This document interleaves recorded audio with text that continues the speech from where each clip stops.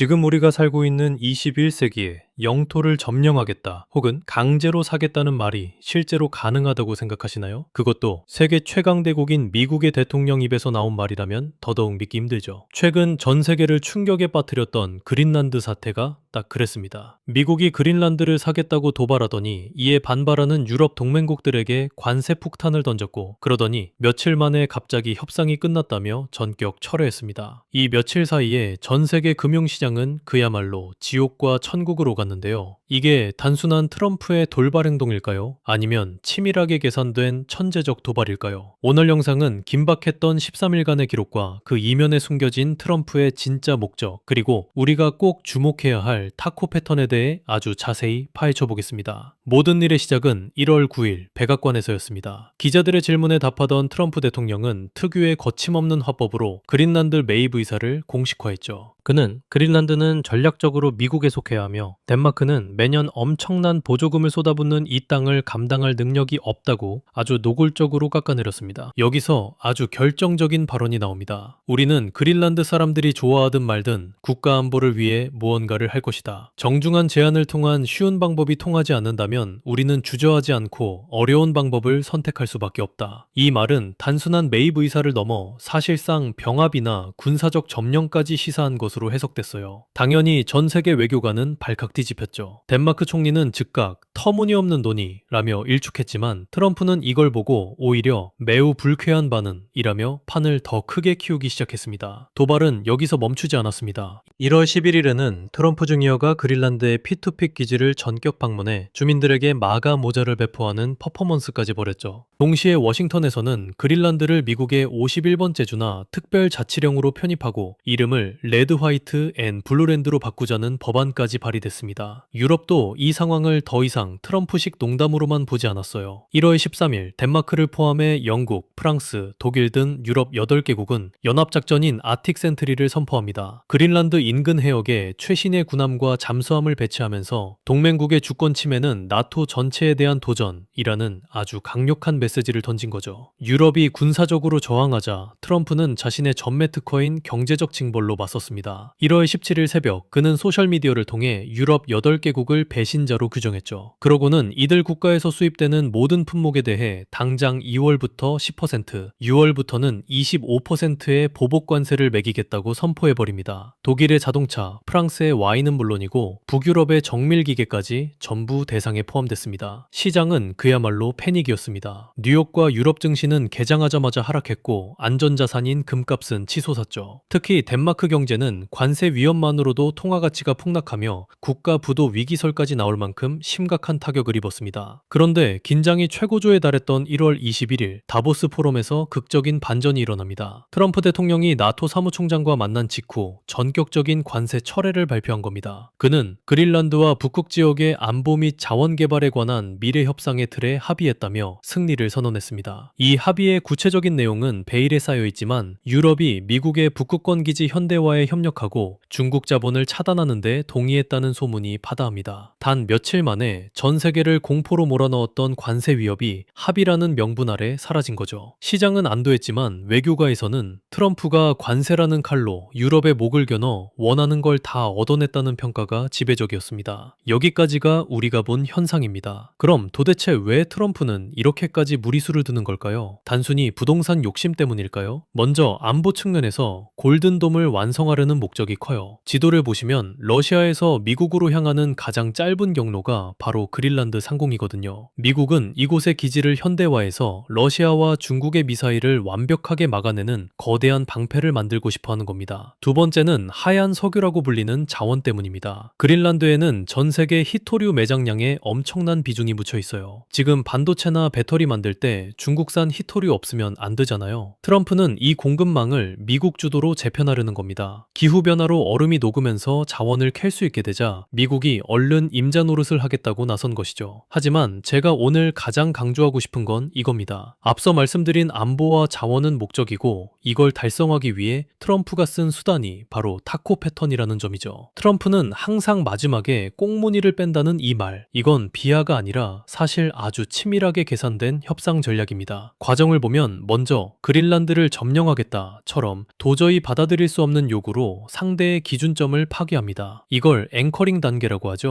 이어서 관세 25%를 매기겠다며 강력한 공포를 조성해 상대를 패닉에 빠뜨리는 에스컬레이션을 거칩니다. 그러다 마지막 순간에 협상의 틀이 마련됐으니 관세는 취소하겠다며 퇴로를 열어주는 거예요. 이때 상대는 안도감에 젖어 미국의 북극 주도권 약속 같은 실질적인 양보를 하게 됩니다. 이걸 D-out이라고 합니다. 결국 트럼프는 관세를 철회하며 멋진 협상가처럼 행동했지만 실제로는 관세라는 가짜 무기로 유럽의 항복을 받아내고 막대한 실리를 챙긴 셈입니다. 그렇다면 우리 같은 투자자들은 도대체 어떻게 대응해야 할까요? 트럼프가 관세 이야기를 꺼낼 때마다 무조건 주식을 팔아야 할까요? 결론부터 말씀드리면 우리는 이런 관세 노이즈를 오히려 기회로 삼는 역발상이 필요해요. 실제로 이번에도 관세 발표 직후 폭락했을 때 과감하게 매수한 분들이 다보스 발표 이후 가장 큰 수익을 거머쥐었거든요. 트럼프의 관세는 시장을 망가뜨리려는 게 아니라 유리한 조건을 이끌어내기 위한 도구라는 걸 우리는 꼭 기억해야 합니다. 사태는 일단 진정된 것처럼 보이지만 미국이 북극에 공을 들이는 이 거대한 흐름은 절대 변하지 않을 겁니다. 그래서 우리는 장기적인 수혜가 예상되는 핵심 섹터에 집중해야 해요. 히토류 같은 핵심 광물 기업들, 북극권 안보와 연결된 방산 및 우주 항공 분야, 그리고 북극 항로 개척과 관련된 물류와 조선 섹터는 우리가 놓쳐서는 안 될 기회의 땅입니다. 마지막으로 타코 전략의 패턴을 믿고 변동성을 즐기되 상대방이 타협이 아니라 끝까지 대항을 선택하는 레드라인이 어디인지 냉철하게 확인해야 합니다. 트럼프가 물러나는 건 어디까지나 상대가 협상 테이블에 앉을 때뿐이니까요. 이번 평화도 유럽이 합의해줬기 때문에 가능했다는 사실을 잊지 말고 늘 다음 협상의 온도를 체크하며 대응하시길 바랍니다. 이번 그린란드 소동은 미친 사람의 해프닝이 아닙니다.